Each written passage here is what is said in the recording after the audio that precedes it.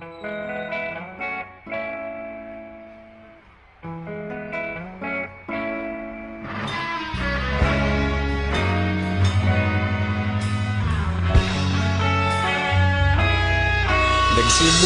ang lahat sa eskwela, nagsama-samang 12 sa kalokohan at sa tuksuhan, hindi maawat sa isa't isa.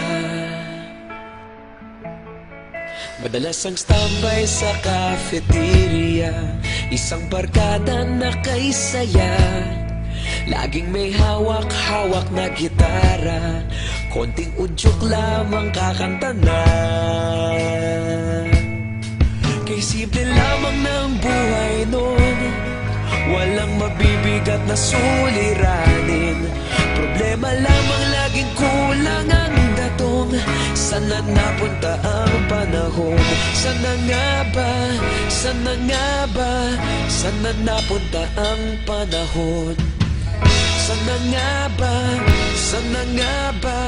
Sana napunta ang panahon? Sa unang ligaw kayo'y magkasama, magkasabwat sa pambobola. Walang sikreto kayong tinatago, okay sarap ng samahang barkada. Nagkawatakan na sa kolehiyo, kanya-kanya na ang lakaran. Kahit minsan na lang kung magkita, pagkakaibigay hindi nawala.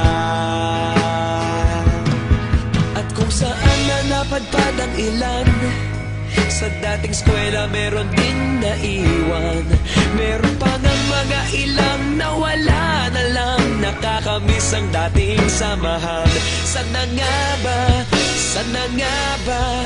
Sana nga bang barkada ngayon? Sana nga ba? Sana nga ba? Sana nga bang barkada ngayon?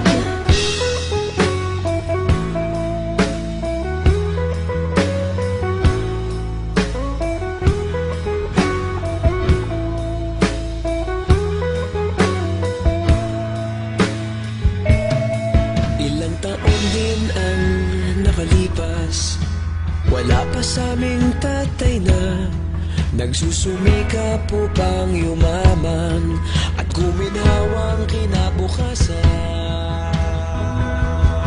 Paminsan-minsan kami nagkikita, mga naiwan at natira. At gaya nung araw namin sa eskwela, pag magkasama'y nagwawala.